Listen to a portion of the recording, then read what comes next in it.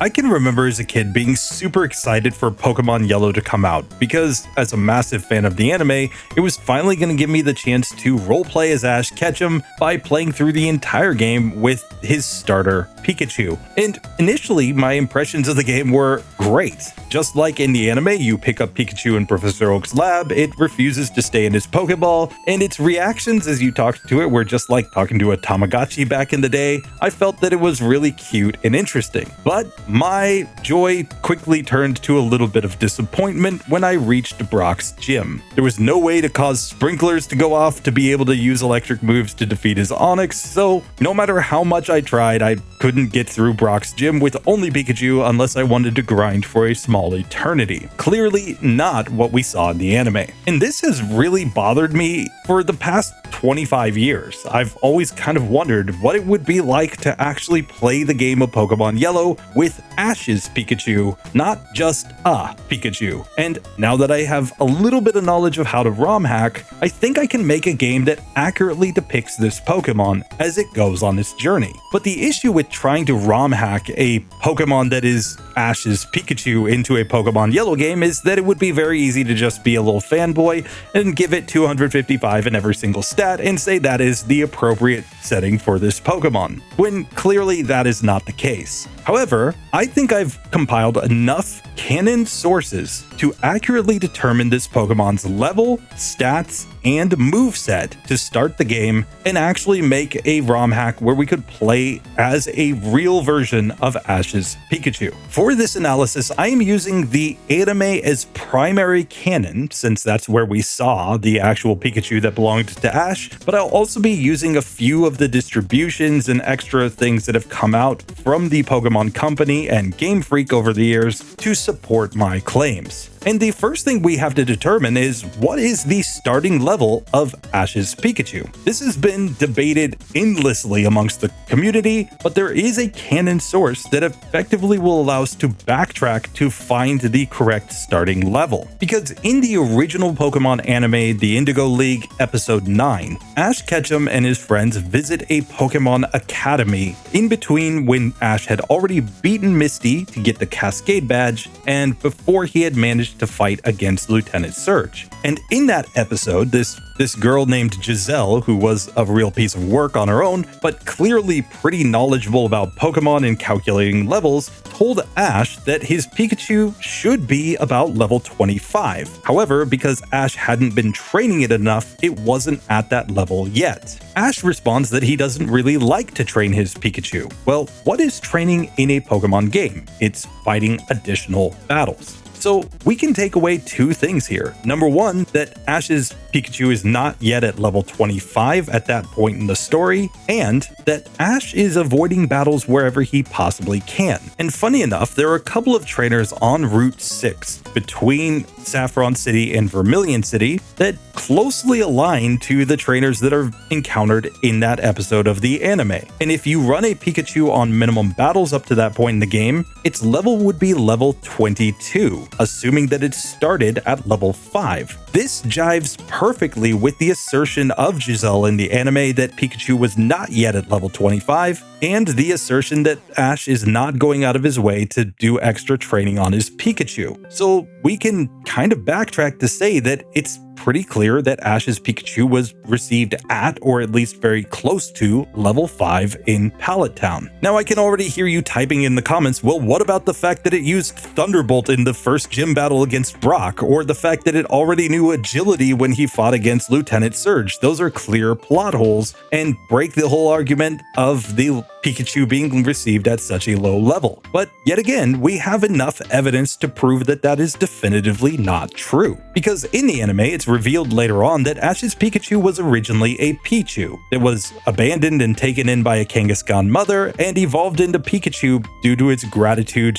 to its foster mother. Well, from Gen 2 onward in the Pokemon games, we gained breeding mechanics along with baby forms of Pokemon, including Pichu. And when you hatch a fresh Pichu, it's going to be at level 5. And since the Mama Kangaskhan wasn't making the little Pikachu battle against anything in order to level it up, it's pretty clear that it could have simply evolved into a Pikachu at level 5 due to its friendship. And breeding mechanics tell us exactly how a level 5 Pokemon could have much stronger moves than its normal moveset. For starters, we know that when breeding Pokemon, if the parents know a TM move that can be learned by the baby, it can be directly passed down to them. Well, in most versions of the game, Thunderbolt has been a TM move. So if a mommy Pikachu and a daddy Pikachu love each other very much, and they both happen to know Thunderbolt, then the resulting Pichu will also know the move Thunderbolt. So there would really be no inconsistency with Ash's Pikachu knowing Thunderbolt at level 5. But what about agility? Well, when you actually see how he uses agility in the Lieutenant Surge fight, it's pretty clear that the way that he's using agility is actually not agility, but double team, because he's using it to dodge Lieutenant Surge's Raichu's attacks, something that raising your speed in the Pokemon games does not achieve. And since the devs decided to give Pikachu double team at level 15 in Pokemon Yellow, there's really just no inconsistency there. Agility being a speed boosting move is not actually relevant at that point in this story. And since Charm didn't exist in Generation 1, Growl is a just weaker version of the same thing, we can accurately assume that Ash's Pikachu starts the game with Thundershock,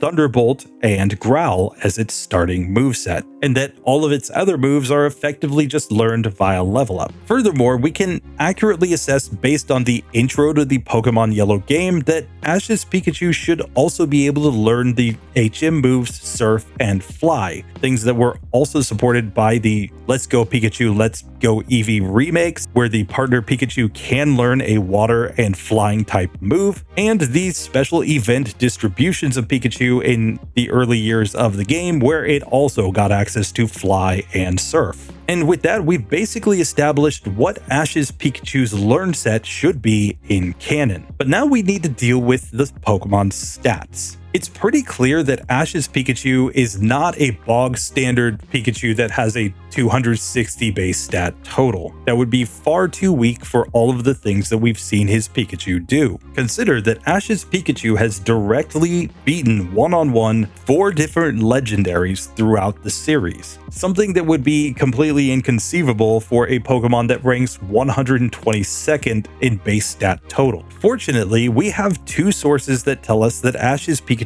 must have had higher stats than this. For starters, in Let's Go Pikachu, the effective remake of Pokemon Yellow, we get a partner Pikachu that has higher stats across the board. In terms of base stats, it gains plus 10 in HP, plus 25 in attack, plus 10 in defense, plus 25 in special attack, plus 10 in special defense, and plus 30 in speed, significantly increasing Pikachu's survivability as well as its offensive output. So if we backport these stats to the Gen 1 games and use the so-called Chansey rule, where you take the higher of the 2 special stats when determining what special stat to give in Gen 1, we end up with a Pikachu that has not a 260 base stat total, but a 370 base stat total. That would put Pikachu just slightly weaker than Persian and Venomoth in terms of base stat total. But this is actually still too weak for Ash's Pikachu. You see, Ash's Pikachu has been distributed as an event Pokemon in Japan multiple times since the time of Diamond and Pearl, from 2010 all the way up to the most recent one in 2022. But in every case except for one exception that was done in Black and White in 2013, all of the Pikachus that were distributed as Ash's Pikachu were given the Light Ball as a held item. And while the Light Ball initially introduced in Gen 2 raised Pikachu's special attack, that was changed from Gen 5 onward to increase Pikachu's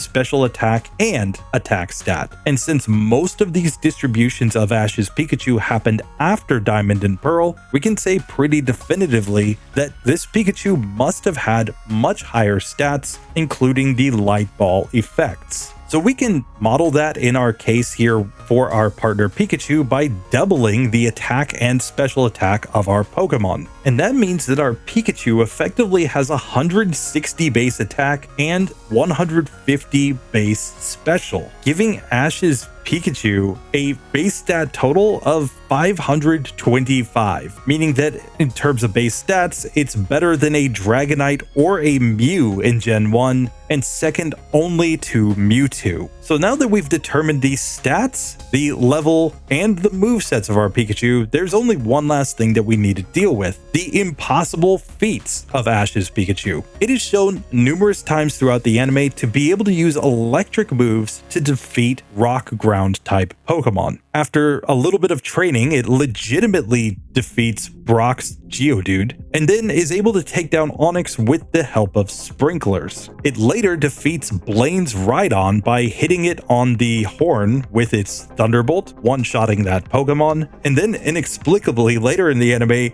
manages to just one-shot a Golem with no extenuating circumstances whatsoever. So what's pretty clear is that Ash's Pikachu is so strong that while rock ground type Pokemon are not weak or even neutrally affected by its electric moves, they aren't immune to them either. Since even the first time that Pikachu uses Thunderbolt on the Onix, it's not completely unfazed by that move. It does pause briefly, it just doesn't do enough damage to stop Onix from binding the Pikachu. So we can model this in our ROM hack by simply making ground type not immune to electric type, but resistant. This will now give our Pikachu the chance to go into Brock's gym using its electric type moves to try to win without guaranteeing that it's going to get through as a cakewalk. So now the question remains, how good is this Pikachu that we've just made based on canon sources, and is it so completely overpowered now that it's going to completely crush the game? Well, let's get into it and find out. But now with all of that explanation out of the way, it's finally time to get into this challenge, where for the first time when we step outside of Pallet Town, Professor Oak's actually going to encounter the expected Pokemon Pikachu and catch it. But little did he know, this is the strongest Pikachu to ever exist in the history of the Pokemon franchise. If he knew how special this Pikachu was, he clearly wouldn't have given it to a 10-year-old, but hey, we'll take it and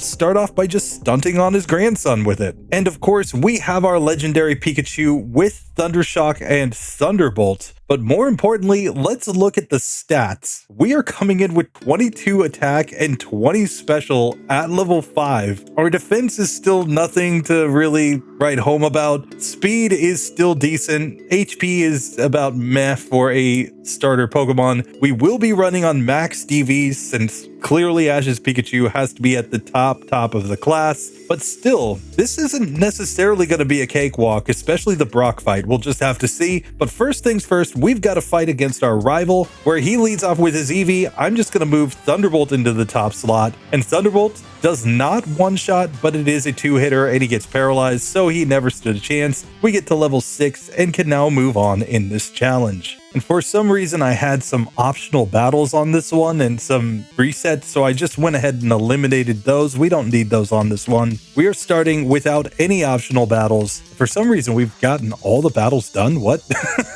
Sorry, I'm doing this as a second run today, but clearly something has gone terribly wrong. Still, we can make our way through this little fetch quest, and it's time to go down to Professor Oak. Clearly, all that's happened is that this Pikachu is too powerful for my overlay, and it just broke some things at the beginning, but now that we've gotten them fixed, we're good to go in this challenge. We will get the Pokedex from Professor Oak, and now we can move on minimum battles and see how we do. So now as we watch an old man fail to catch a Pokemon, we only have one battle to take before we actually get to Brock. In the anime, of course, that was Samurai, the bug catcher in Viridian Forest, where they had the epic Metapod versus Metapod battle, but we don't get a Metapod in this one. No, we're solo running, so Pikachu is just going to have to come in and destroy his Caterpie. They should have totally given this trainer a pincer in Pokemon Yellow, if you ask me, my personal opinion, but hey, we will take it. This Caterpie gets Thunderbolted, and it's a 2-hit KO, but we do manage to get through just fine, and we're ready to move on to Brocky Boy. So now the question is, with his ground-type Pokemon not being immune to electric moves, but just resisting them, and our Pikachu having much higher stats than a normal Pikachu, is Thunderbolt strong enough to actually get us through this fight? As we showed in the intro, in the anime, he beats the Geodude with an electric move, and then he uses Thunderbolt on Onix, and it was having an effect before the Onix bound him and actually looked like it was going to win, and then the sprinklers went off. So it wasn't technically just the sprinklers, it was before that he was having an effect with his Thunderbolt in the anime. We're going to have to see if it actually works out here.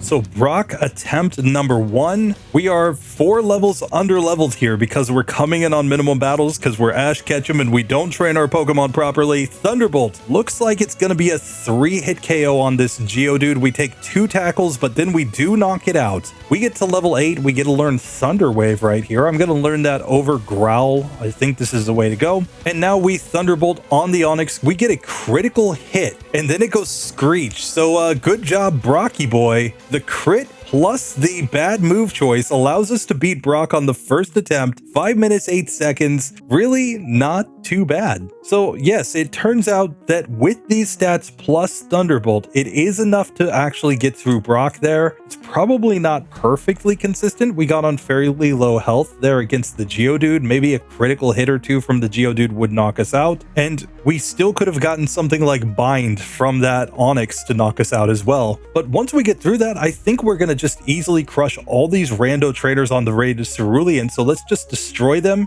and get to Jesse and James at the end of Mount Moon. Now here we do get to learn Quick Attack via level up. I'm going to replace Thunder Shock since we already have Thunderbolt. It's kind of redundant, and that will at least give us a neutrally effective move for Pokemon that resist our Thunderbolt, but I think most of the time Thunderbolt is still going to be the stronger play. Now we will pick up Mega Punch just to have it, but I'm not going to teach that move just yet because it isn't a high accuracy move by any means, and it's not necessarily going to help us that much in this section of the game. We'll just have it there maybe for Lieutenant Surge later on. For now, we've made it to the Super Nerd at the end of Mount Moon, so let's just get into this fight and hopefully destroy him. We're going to go Thunderbolt on the first Grimer. That is a 1-hit KO. Here we'll switch to Quick Attack for the Voltorb. This is going to be a 3-hitter, but we easily get through. And now we'll go back to Thunderbolt on the Coughing, which is also a 1-hit KO. So we easily destroy that guy. We can get access to the Dome Fossil because it is the superior fossil, and it's time to fight against Jesse and James. So let's see if we just blast Team Rocket off with our Thunderbolts here. The first Thunderbolt is a 1-hitter on the Ekans. Meowth gets completely destroyed, and now Coughing is a clean sweep. So this Pikachu is now strong enough to blast off Team Rocket. And now we could learn Double Team at this level, but I think we're already OP enough, so we're not going to learn this move. We're going to try to beat the game legitimately with attacking moves in this one, though agility may come in late game for just a few badge boosts. So now it's time to get into Misty's gym. I'm just going to come here on minimum battles. We're not going to go take a bunch of extra fights. Let's see if we can beat her at this current level.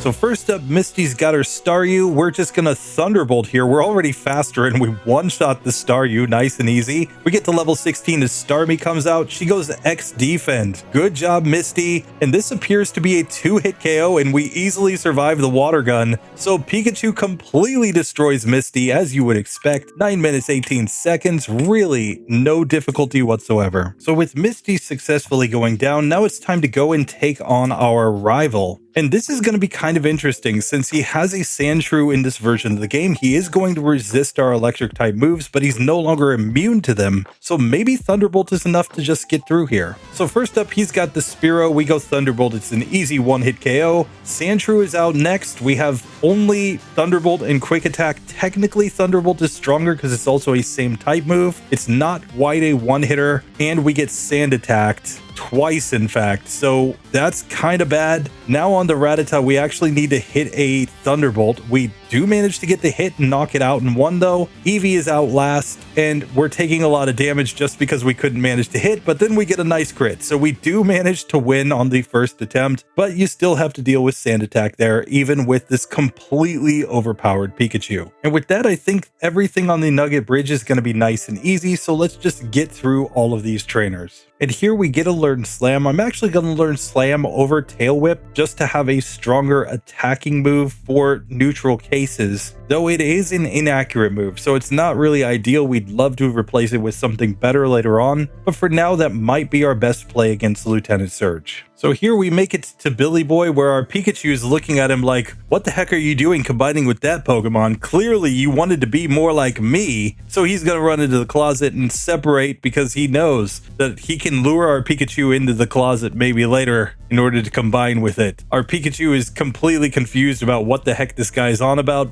and he's just going to give us a ticket because we've exposed his evil plan. Now we can move on down to Vermilion City and try to beat Lieutenant Surge. The innocent bystander here, of course, poses no challenge to us whatsoever, as Pikachu just completely destroys him, and we shouldn't have any issues with any of these rando trainers on our way down to Vermilion either. And as we can see, as we get to this point, we're at level 22, so just like Giselle said in the anime, we are not yet at level 25 because we're running on minimum battles. And for the record, it's not these two trainers that are Giselle and Joe from the anime, it's actually these two right here. This is Giselle, this is Joe. She's apparently coaching him up on how to be a trainer without actually fighting any gyms, just using a simulator. So with those two no longer even people that we have to deal with, we can move on to the SSN, where we can easily pick up just a couple of items and make our way straight to Rival 3. And I think we're going to destroy him. We're going to be out leveling him at this point, all of his Pokemon. I think Thunderbolt's going to do the job. Still, let's get into it and find out. Of course, first we've got the Spearow, which is an easy one-hit KO. Rattata is also going down in one hit. Sandshrew could be the real challenge, but we've just one-shot it. Good job. And then we get the Eevee, which goes down in a single hit. So yeah, our Pikachu's completely overpowered at this point. Clearly the rival, there's a reason why he wasn't fighting Ash at this point in the anime. He was too scared. Sure, he wants to show off his like 10 badges, but you know, he did get completely destroyed in Viridian Gym, so he can't stunt too much. But with that, it is now time to get into the Trash Man's Gym, where we're going to prove once and for all that Pikachu is the superior Pokemon in its evolutionary line. We finally managed to get all of the puzzles done, so we'll simply heal Pikachu, and I'm also going to use an Ether on Thunderbolt just so that we have more PP. Now let's just see how this fight goes.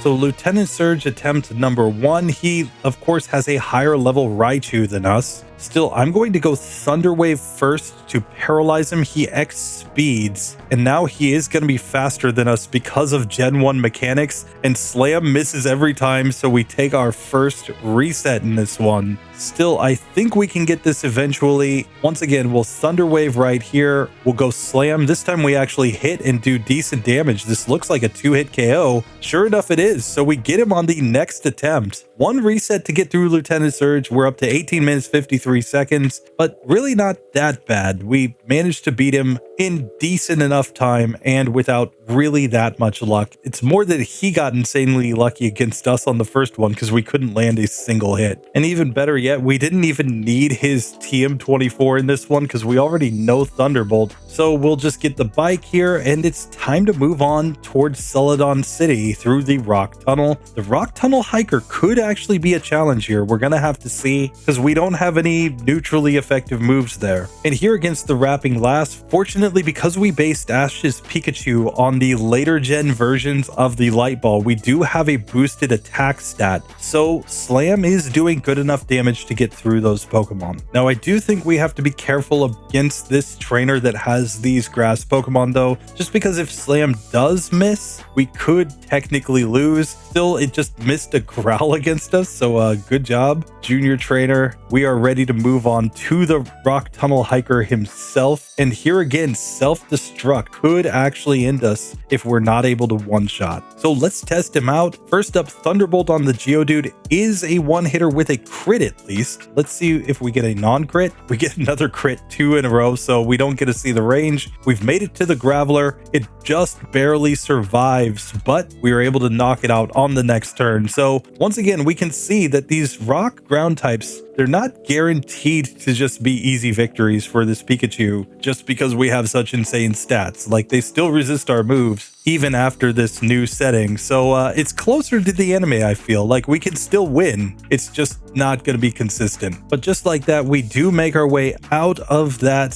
section of the game, and now we have to decide how to route. Obviously, Erika is going to resist our moves, so sure, we can hit her with Slam, but that's not going to be super consistent. So I think the best play is actually to go and fight against Giovanni, because even though his rock ground type Pokemon in this one will resist our Thunderbolts, they're not immune and they don't have really strong moves to use back against us. Then we can do Lavender and just clear that section out. And then we can think about going to take on Koga, I think, before we actually try to deal with Erika. Though there is a strong argument to be made that we should just rush to the gym as quickly as possible because that's how Ash would do it. So what the heck, let's just try this one time. You know, he does have situations where he goes to the gym and then he fails and then he goes and does something else. At least that's what he did against Sabrina. So who knows? Maybe this is the actual way to go. So first up, we've got to take out this Execute Trainer. We nearly one-hit KO it with our Thunderbolt. We'll knock it out on the next turn, but that means we're ready for our first shot at Erika.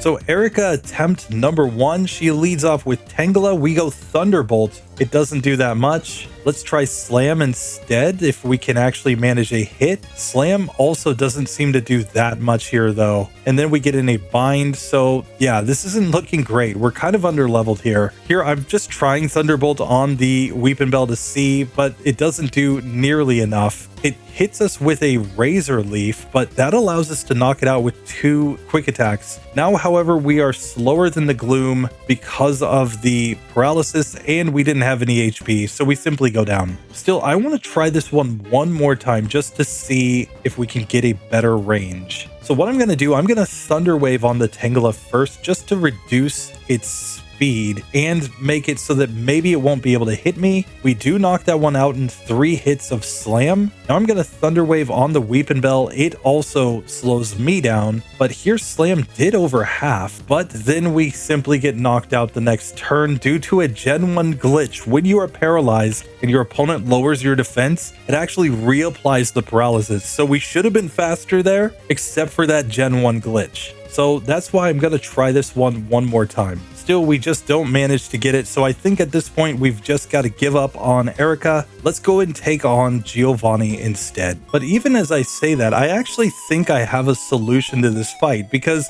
if you'll remember back at the beginning of this run, I said that our Pikachu is a very special Pikachu, which means he can learn moves that other Pikachus simply can't learn. And one of those moves is Fly.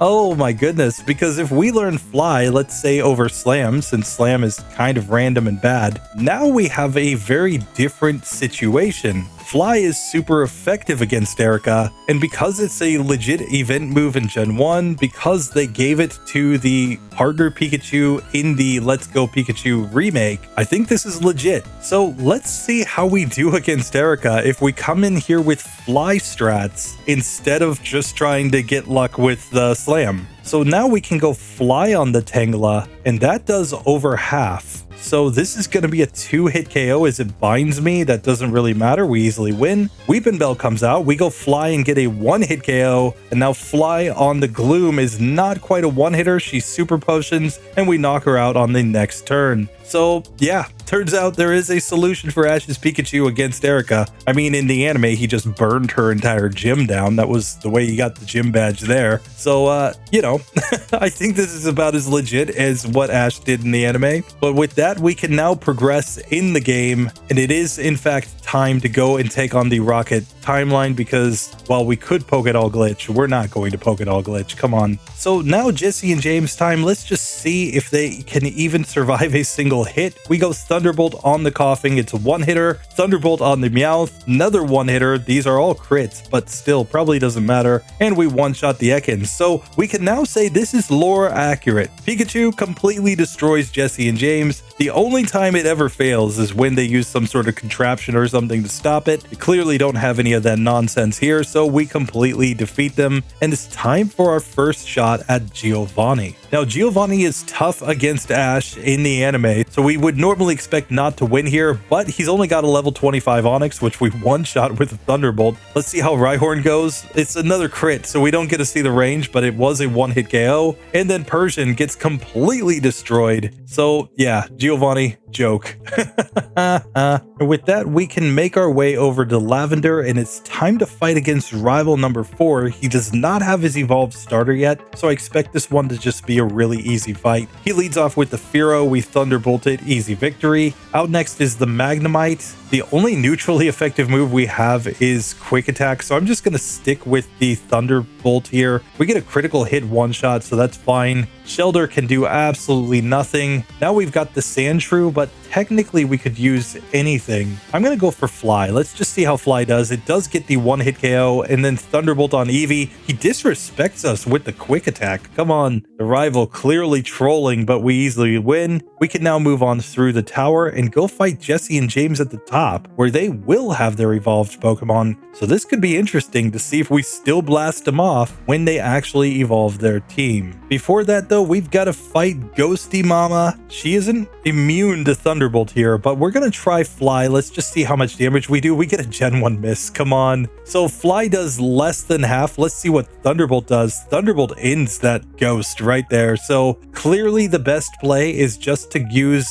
electric type moves even against those ground type Pokemon because of same type attack bonuses. Still, that brings us to Jesse and James at the top. We can obviously one-shot the Meowth, but let's see how Arbok goes. That is a one-hitter with a crit at least. And now the Weezing also cannot stand up. It gets completely destroyed. We level up to level 33 and get to learn Agility. I'm going to learn this over Quick Attack. We can obviously get stronger normal type moves, so I'm not too worried about keeping that on the moveset. Now we can come talk to Mr. Fuji and get a Flute, and we'll just get one of those stronger normal type moves right now. We'll grab Swift just to have it, since that is a Sabrina strat in this version of the game. But now we have to decide how to progress. And I think going down to Koga is the best play. So that brings us to Koga's gym, where it's now time to see how strong Ash's Pikachu would be here. Obviously, Koga killed Ash's Pidgeotto. We all know it from the lore. But hey, we should have a decent chance here since Venomoth is, of course, a flying type Pokemon. Of course, we have to get through these jugglers first. They turn out not to be that big of a deal, though. As long as they don't crit us or anything, we should basically be okay. Now, we do know Fly for all of Koga's Pokemon, but we've also got Thunderbolt. One of these two moves is likely to be good, I think. So let's get into this and find out.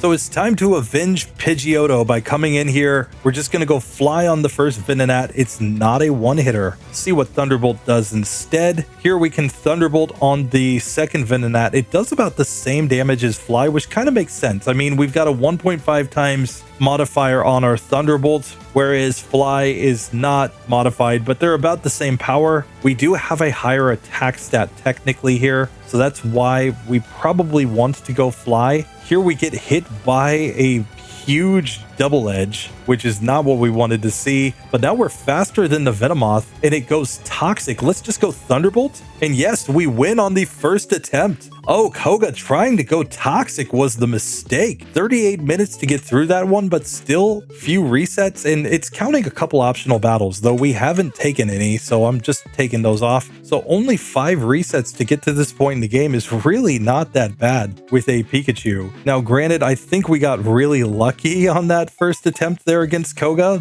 It's probably likely that most of the time we would take a reset or two there, but hey, we'll take it. We have clearly the Pikachu anime plot armor going on here. And for Surf, I'm actually going to use that on Pikachu. I'm going to learn this over Thunder Wave. Since we've got agility, which is a badge boosting move, I don't think we want to rely too much on paralysis strats since they're kind of random. Let's just learn another strong move. And now we have an answer for basically everything. I mean, Executor later on, we've got Fly. For Giovanni, we've got Surf. I mean, we pretty much always have a good move to use against every opponent. But now we need to take on our rival. If we don't win this fight, then we can go down and we can try Blaine. But for now, I'm going to try this fight just to see how it actually goes. So here against the rival, we just learned Surf. So let's use this move. We get a one-hitter on that first Sand Splash. Now we can Thunderbolt on the Cloyster, easy victory. Magneton Surf is neutrally effective. It's not doing that much damage though. This is looking like a 3-hit KO to get through that Magneton. Kadabra, we can go back to Thunderbolt. We do get a one-hitter there. Flareon, Surf is super effective yet again, so it's an easy one-hit KO victory. We completely destroy the rival. I mean, come on. Gary Oak, I mean, he got lucky with that one Eevee fight in the anime. Come on.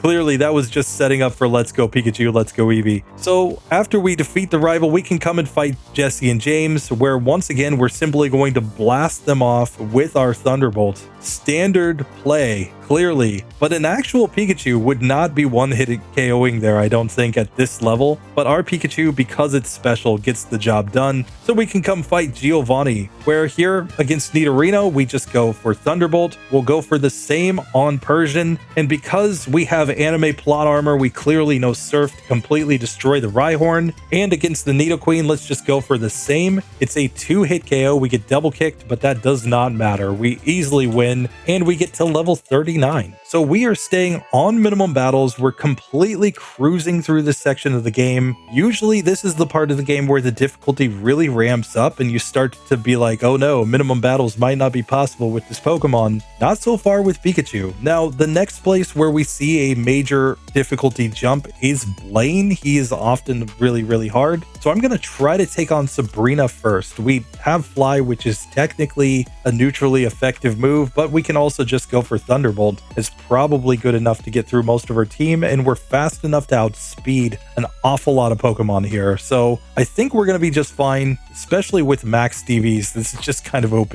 but let's see. Let's see how Ash's Pikachu does against Sabrina.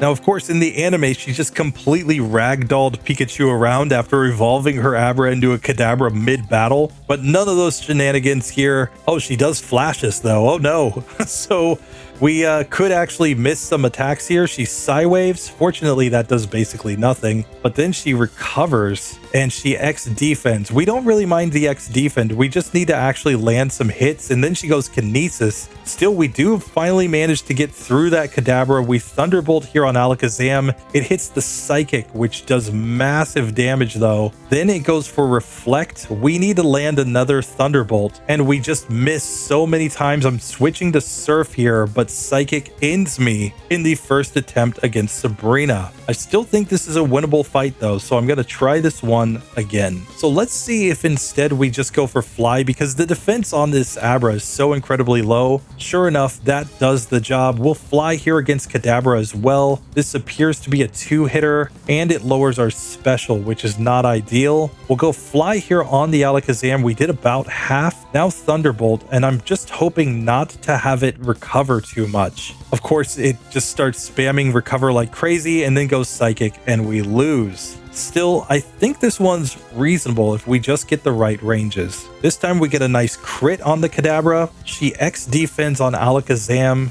and she goes Reflect, which is not ideal. So that's where we absolutely have to go for the Thunderbolt, and then she critical hit one-shots us with a Psychic. So let's see if the third time is the charm here. Instead, she goes Reflect and X defend while we try to use Fly, but we are not with any accuracy drops. So we get a critical hit and we finally win, getting to level 40. So Sabrina, very, very random. It's counting optional battles because I just did a run just a minute ago in Gen 2 with Light Ball Pikachu. I also fought Sabrina there. So it thinks that I'm fighting Sabrina again in the overlay. It's just a error in the overlay. So I'm going to take those optional battles off since they are not legit. And we're up to 8 resets in this run. Now it also, for some reason, knocked off my TM moves, but technically Surf and Fly are TMs or HMs, but they count the same for me, so I've just added those back on as well. But with that, we can go back to Pallet Town, and it's time to go take on Blaney Boy, and this one might be really, really easy. And of course, we get to enjoy the beautiful surfing Pikachu sprite as we go. And here against Blaine, I'm honestly not sure how this is going to go. Of course, Surf is super effective, but at the same time, his attacks hit really, really hard. So we're going to have to hope that we can actually get through since he just kind of attacks randomly in Pokemon Yellow. Of course, if we had Tombstoner, this would be a guaranteed victory every time. With Pikachu, we just one-shot everything. But here, I honestly don't know. Let's just see.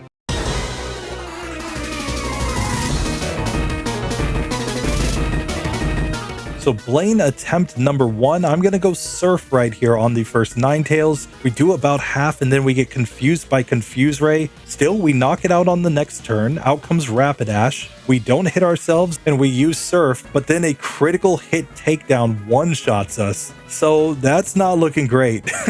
We got to try this one again. So let's see if Surf will knock out this Ninetales this time without us getting confused. We get Tail Whip instead, which is perfectly fine because it missed. Now we can go for Surf again on the Rapidash. It goes Fire Spin, which is perfect because we have such a high special stat. We really don't care. So we knock it out on the next turn with our Surf. We level up and we could learn Thunder, but I'm not going to. I think it's just too random of a move. That brings us to the final Arcanine where we go for Surf and it takes down our Pikachu. We did over half though, so a critical hit, probably one-shots there, at least gets really close. So I think we still have all the chances that we need to get through this one. This time we critical hit the Ninetales and just one-hit KO it. Takedown always does really massive damage here though. We kind of need a bad move choice from this Arcanine, like say that Reflect, which is a 1 in 4 chance, or we can just critical hit and one-shot him. So it took a couple attempts there, but we did manage to get through Blaine. We get through in 50 minutes and 11 seconds. But now we are ready to move on to the final gym leader in Giovanni. This is nuts.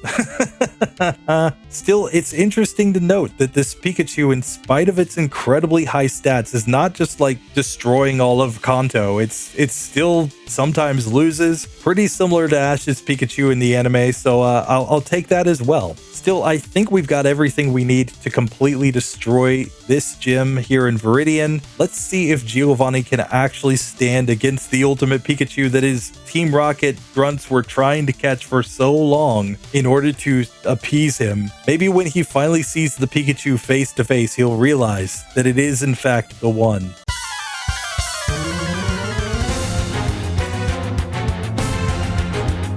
So Giovanni attempt number 1, I'm going Surf on the Doug Trio. That is a 1-hit KO. Persian, we will go for the Thunderbolt, of course. This is a 2-hitter. He double teams like a noob. So now we destroyed it. We get to the Nidoqueen. He goes Earthquake and just completely destroys our Pikachu. That could be a problem. Still, I think it's a problem with a solution. We are going to still go Surf on this first Doug Trio. We're still going to Thunderbolt here, but then I'm also going to set up a couple of agilities Now, the Fury swipes did way too much there, so there's nothing I can do. I just have to go through now, and we don't quite get the range. I think we need to set up multiple agilities to get through that Nidoqueen. Still, I think we need to just destroy the Dugtrio every time, and we're just hoping for a better range on this Persian. Slash is also terrible because it will just destroy us since we still have a paltry defense stat. So here we get a bunch of badge boosts, and now we can go surf on the Nidoqueen, and this is a one-hit KO. The problem is we level up right here on the Nidoking. Do we one-shot? We get a critical hit to get through. Rhydon is 4 times weak to surf, so just like that, we do manage to win. It's a matter of badge boost glitch though. You might even want to use one rare candy here in order to manipulate the badge boosts and keep from losing them midway through the battle, but we do get it to go. So Pikachu on minimum battles without rare candies is still progressing in this one. We're ready to fight Rival 6 and then take on the League. So Rival 6 attempt number 1 right here. Of course, against the Sandslash, we're just going Surf. That is still a one-hit KO.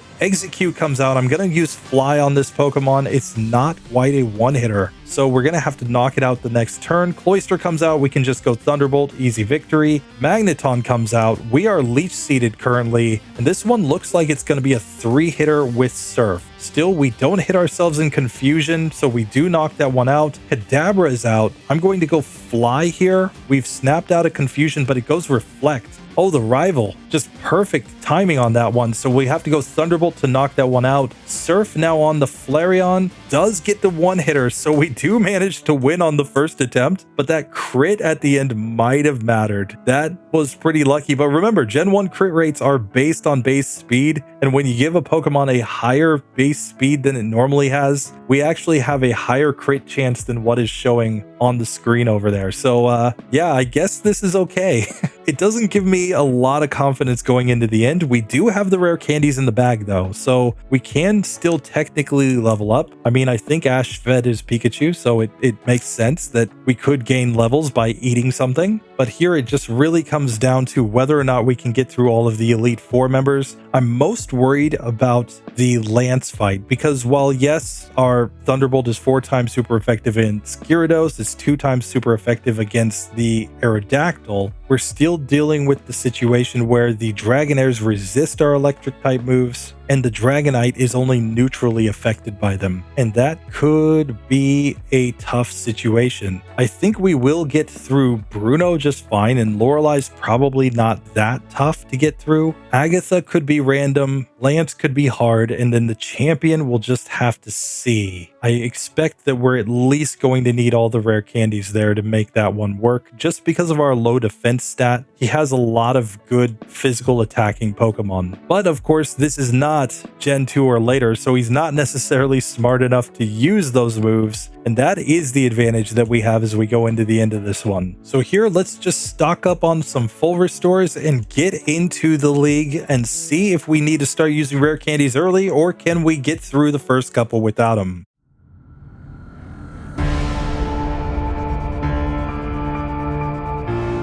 So first up, we've got Lorelai. She has a Dugong. We go Thunderbolt. We get a critical hit that was a one-hit KO at least. We get to level 46 as Cloyster comes out. We Thunderbolt this Pokemon. Clearly, it can do nothing. Slowbro next is a one-hit KO. We've made it Jinx. Now, Jinx has really low defense and really high special, so I'm going to go for Fly just to see. We did about half there, so the next Fly should knock her out. That brings us to Lapras as we get to level 47. Thunderbolt is a one-hit KO with a crit at least, so we beat Lorelai on the first attempt. You know, and in the actual anime, Lorelai completely destroys Ash with her Cloyster, but we're not going to talk about that because clearly Cloyster is a rock ground type Pokemon. Anyway, we have made it now to Bruno, and I don't expect to lose to Bruno. Let's see how this goes.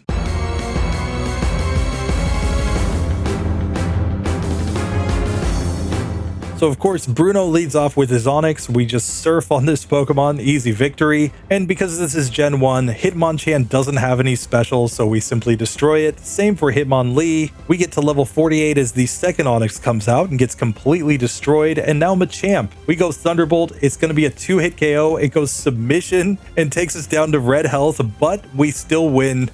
Oh, Bruno. He got so close. So terribly close to actually being good in a fight, and then we just kind of didn't let him be good in the fight. But now we do have a fight that could potentially be hard. I'm going to use all the PP ups and Thunderbolt here as we go into the Agatha fight. I think Thunderbolt is still going to be the stronger move against the ghosts. Let's see how this actually goes, though. We might need some luck.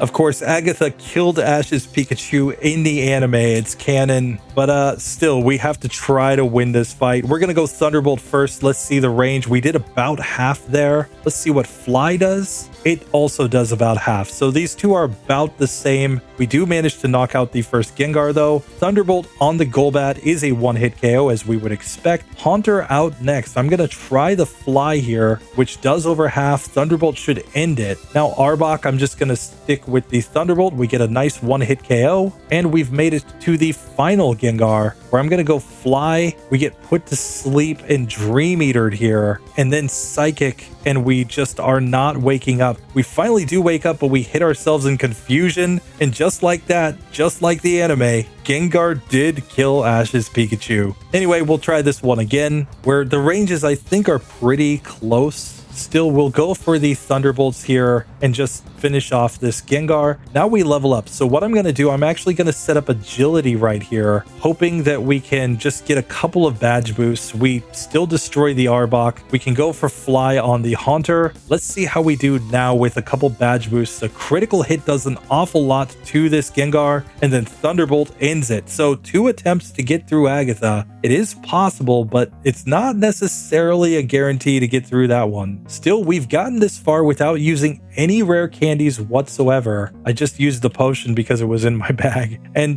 now let's just recover some PP, and it's time to try Lance. I did not go to the power plant, so I only have 10 rare candies in the bag. I think it's going to be enough, but let's just see if we need to use them here.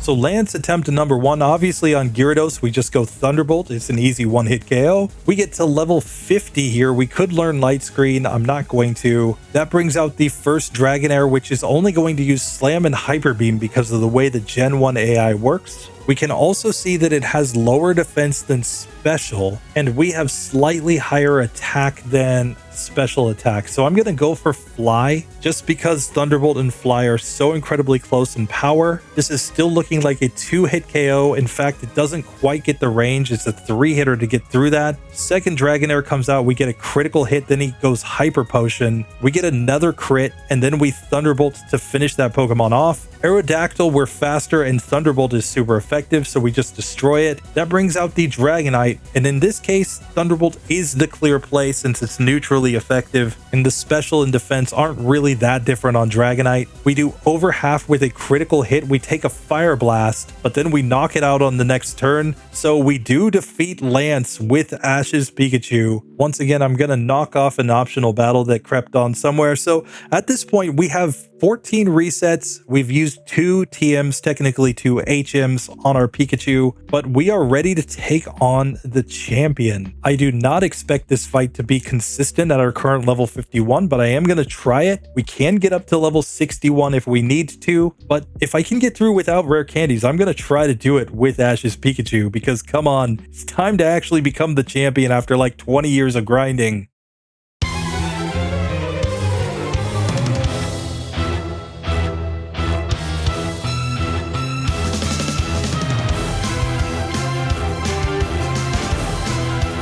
So champion attempt number 1, we go Surf on the first Sand Slash. It is a 1-hit KO. Alakazam is out next. We're going to go Fly. It does over half. We get hit by Kinesis. That is really bad luck. We do manage to knock it out though. We get to level 52 as the Exeggutor comes out. We do over half with our first Fly. It misses a Barrage, so we manage to knock that Pokemon out. Surf does over half with a crit on this Magneton, but now we're just missing a bunch of surfs here due to the kinesis. We do take it down though. We got a couple screeches, so we got badge boosts. Thunderbolt destroys Cloyster, and now we need to land a surf, but we get a critical hit flamethrower from the final Flareon. That was terrible. Still, I think this fight is winnable at our current level, so I'm going to try this a couple more times. So here, once again, we can surf on Sandslash. We're going back to the fly on the Alakazam. We get a crit this time to one-shot it. Back to fly for the Exeggutor. It hits Barrage, but we're going to just use one more fly to knock that one out. Now we've got the Magneton. It's only going to go Swift and Screech because of how Gen 1 AI works. It thinks its electric-type moves are resisted. So this is going to be an easy 3-hit KO. Out comes the Cloyster, which we one-shot. And now the Flareon. We land Surf. It does about half, and Flamethrower ends us. So very, very close. A crit would get the job done, but I think it's time to add on some rare candies. I'm going to go to level 55 first using 4 of the rare candies. Let's just see what that does. That's 2 more damage rounding thresholds that we get, and maybe that turns out to be enough to actually get through this fight. Obviously, nothing changes on Sandslash.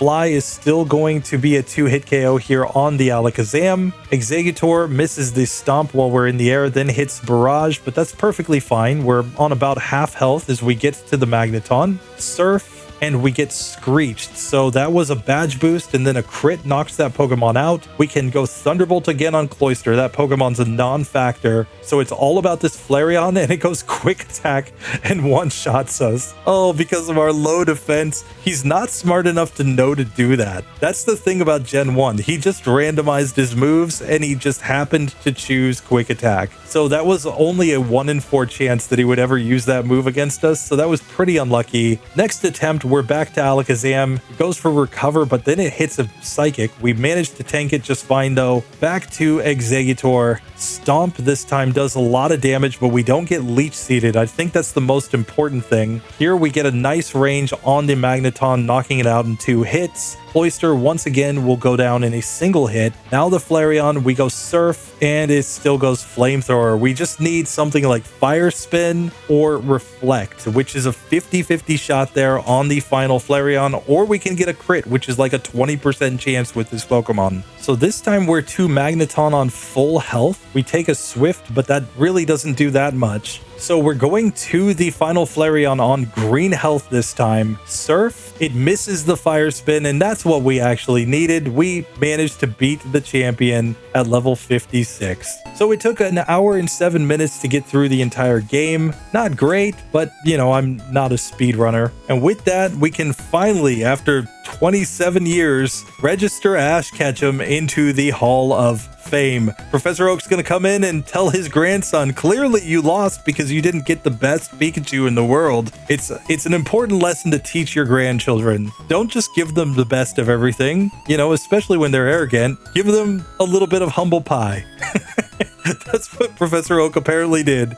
So here our level 56 Pikachu, stunted on the rival. All of our other Pokemon were just HM users that we never really actually needed. And just like that, we can successfully complete this challenge. So tell me what you think. Was this appropriate for Ash's Pikachu? Do you think it was too strong? Do you think it was too weak? Love to hear in the comments what you think and why you think so. And there's one thing that I actually do think we need to do to finish this one out, because it's pretty clear to me that there was one Pokemon that Ash's Pikachu struggled against. And in order to test it out, we're going to come outside of Pallet Town and search for a very special Pokemon that I've programmed in. That's right, it is time for the epic level 255 Bellsprout that knows Stun Spore, Acid, Razor Leaf, and of course, Slam. So it slams us and we lose.